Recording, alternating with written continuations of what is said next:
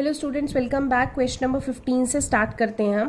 Question number 15 में आपको बोला है a vertical pole of length 6 metre cast a shadow 4 metre long on the ground and at the same time a tower cast a shadow 28 metre long. Find the height of the tower. अब इसको देखिए कैसे करेंगे।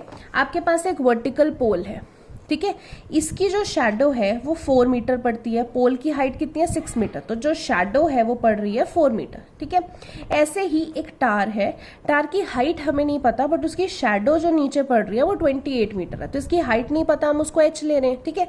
आपको basically इसकी height निकालनी है। और क्वेश्चन में एक चीज दे रखी है कि जो ये शैडो है वो सेम टाइम पे पड़ रही है, मतलब जो सन का ऑल्टीट्यूड है वो सेम ही चल रहा है, मतलब एक ही टाइम पे। मान लो 12 बजे ही हमने दोनों चीजों की शैडो देखी, ठीक है।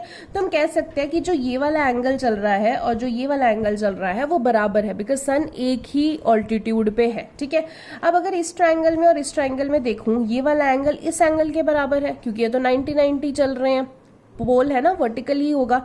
ये वाला एंगल और ये वाला एंगल बराबर चल रहा है, अगेन क्योंकि सन का ऑल्टीट्यूड सेम है, एक ही एंगल से पड़ रहा है। तीसरा, तो एक इस ट्राइंगल का तीसरा एंगल और इस ट्राइंगल का तीसरा एंगल वो भी बराबर ही होगा, ठीक है। दो एंगल एक ट्राइंगल के बाकी दो के बराबर है, तो थर्ड वाला भी तो बराबर ही होगा ना। तो यही चीज हमने इसमें अप्लाई करनी है। तो हमने क्या लिखना है? As the shadow is cast at the same time, तो angle A is equal to angle D है, क्योंकि सन्स ऑल्टीट्यूड इज सेम, ठीक है। अब हमने क्या करना है? ए बी सी ट्राइंगल ले लिया, इधर डी ई एफ ले लिया, ठीक है। हम डी एफ ई लिखें तो ज्यादा बेटर है, डी एफ ई, क्योंकि इधर भी ए बी सी लिया तो डी एफ ई, ठीक है।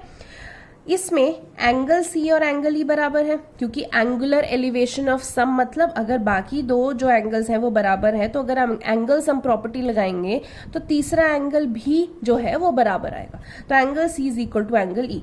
फिर angle B is equal to angle F, क्योंकि ईच 90 है। अब इस ट्राइंगल में और इस ट्राइंगल में दो एंगल्स जो है वो बराबर आ रहे हैं, तो एंगल एंगल सिमिलैरिटी से दोनों ट्राइंगल्स जो है वो सिमिलर हो जाएंगी। अगर दोनों ट्राइंगल सिमिलर हो जाएंगी तो रेशो तो आएगी ना प्रोपोर्शन में।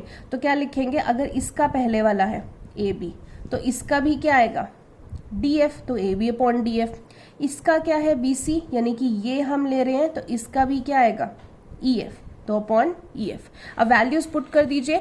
ए बी की वैल्यू कितनी है? 6, डी एफ की वैल्यू हमें नहीं पता तो एच, बी सी कितना है? 4, ई एफ हमें नहीं पता तो 28। क्रॉस मल्टीप्लाई हम करेंगे, एच की वैल्यू कितनी आ जाएगी? 6 इंटू 28 डिवाइड बाय 4, यानी कि कैंसिल करके आपके पास हाइट जो है वो 42 मीटर्स आ गई। यानी कि ये जो टार है, टार की हाइट है 42 मीटर्स, ठीक है। आई होप आपको समझ में आ रहा हो। क्वेश्चन नंबर 16 देखते हैं अभी। क्वेश्चन नंबर 16 इस एक्सरसाइज का लास्ट क्वेश्चन है। If A D and P M are the medians of triangle A B C and P Q R, A D और पी एम मीडियन है respectively, where triangle A B C similar to P Q R. अब उल्टा है, जो हमने ऊपर question किया उनका उल्टा है। यहाँ पे ऑलरेडी दे रखा है कि ट्राइंगल ए बी सी और triangle P Q R similar हैं। आपको प्रूव करना है that A B upon P Q is equal to A D upon P M, ठीक है। तो इसको सॉल्व करते हैं। आपने दो ट्राइंगल्स बना लेनी है। ए बी सी एक ट्राइंगल है, पी क्यू आर एक ट्राइंगल है। दोनों के मीडियन बोले हुए हैं, तो इसका मीडियन ए डी बना लो और इसका मीडियन पीएम बना लो, ठीक है। अब ये ट्राइंगल और ये ट्राइंगल अगर सिमिलर हैं, जैसे कि क्वेश्चन में दे रखा है, ठीक है, और टू प्रूव आपको बोला है कि इसका A B upon P Q should be equal to A D upon P M, मतलब हमने मीडियन के साथ इसकी प्रोपोर्शन बनानी है। तो स्टार्ट कहाँ से करेंगे कि अगर ये दोनों ट्राइंगल सिमिलर हैं तो इनकी तीनों साइड्स जो है वो प्रोपोर्शन में होंगी और तीनों कॉरस्पॉन्डिंग एंगल्स जो है वो बराबर होंगे। तो अब कैसे लिखोगे कि A B upon P Q is equal to A C upon P R is equal to B C upon Q R. तीनों साइड्स प्रोपोर्शन में है और तीनों एंगल, यानी कि एंगल ए किसके बराबर होगा? एंगल पी के। एंगल बी किसके बराबर होगा? एंगल क्यू के। एंगल सी किसके बराबर होगा? एंगल आर के, ठीक है। तो हमने क्या करना है? A B upon P Q तो ऐसे लिखा, A C upon P R ऐसे लिखा, B C upon Q R हमें पता है कि इस पे मीडियन फॉल कर रहा है बी सी पे, तो इसका हाफ करके कुछ हो सकता है। तो बी सी का हाफ करेंगे, इधर क्यू आर का हाफ करेंगे। तो बी सी का हाफ किया तो क्या हुआ? B D. क्यू आर का हाफ किया तो क्या हुआ? Q M. तो B C upon Q R यानी कि B D upon Q M, अगर दोनों का हाफ हाफ करते हैं, ठीक है। ये हमारे पास एक रेशो बन गई है। अब इस रेशो का फायदा क्या है? इस रेशो को ध्यान से समझो, तभी पता लगेगा कौन सी ट्राइंगल लेनी है। आपके पास A B upon P Q है, फिर A C upon P R है, फिर आपके पास बी डी ये आधा अपॉन क्यू एम है, ठीक है। अब अगर इसमें देखूं तो ये तो कुछ बन ही नहीं रही है ट्राइंगल, बट अगर मैं सिर्फ इस रेशो और इस रेशो को लूं A B upon P Q और B D upon Q M, तो मुझे पता लग रहा है कि ये आधी ट्राइंगल कहीं ना कहीं से बन रही है, ठीक है। तो क्या करेंगे हम, ये वाली half triangle A B D और इधर half triangle P Q M, इन दोनों को लेंगे। इन दोनों में देखिए एंगल बी और एंगल क्यू ये तो बराबर ही है, क्योंकि ट्राइंगल ए बी सी और पी क्यू आर बराबर है, तो यहां से भी देखिए angle B is equal to Q from 2। और दूसरा A B upon P Q B D upon Q M के बराबर है, जो दोनों में आता है A B upon P Q आधा बी डी और आधा क्यू एम, ये बराबर आ रहा है।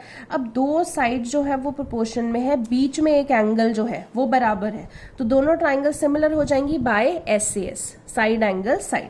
अगर ट्राइंगल सिमिलर होती हैं, ये वाली आधी ट्राइंगल और ये वाली आधी ट्राइंगल अगर सिमिलर होती है, तो हम ये कह सकते हैं कि A B upon P Q is equal to B D upon Q M is equal to जो इसकी थर्ड साइड है A D upon P M, तो वही यहाँ पे लिखा है। और आपको टू प्रूफ में क्या चाहिए, A B upon P Q A D upon P M के बराबर चाहिए, तो लिख सकते हैं A B upon P Q A D upon P M के बराबर है, सिर्फ इन दोनों को लिख दो तो भी चलेगा, ठीक है। सो अभी इस एक्सरसाइज में स्टूडेंट्स जो आपको ज़्यादा प्रैक्टिस करने वाले क्वेश्चंस हैं और जिनमें बच्चों को ज़्यादा कंफ्यूजन होती है, it is question number 12, question number 14 and question number 16।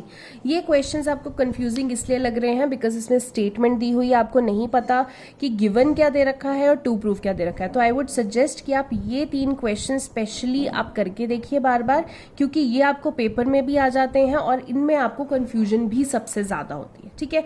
इस ये एक्सरसाइज तो यहाँ पे ख़त्म हो चुकी है, बट इसके साथ का होमवर्क है आज के लिए आपका, आपने एग्जाम्पल नंबर 4 इस एक्सरसाइज की, एग्जाम्पल नंबर 5, एग्जाम्पल नंबर 6 जो ये है आपकी, एंड एग्जाम्पल नंबर 7, ये आपने इस एक्सरसाइज की आज करनी है साथ में। और अगर इन एग्जाम्पल्स में आपको कोई डाउट होता है तो आप प्लीज़ मुझसे पूछिए, I would definitely clear in the next video. इस लेक्चर के लिए इतना ही, थैंक यू सो मच।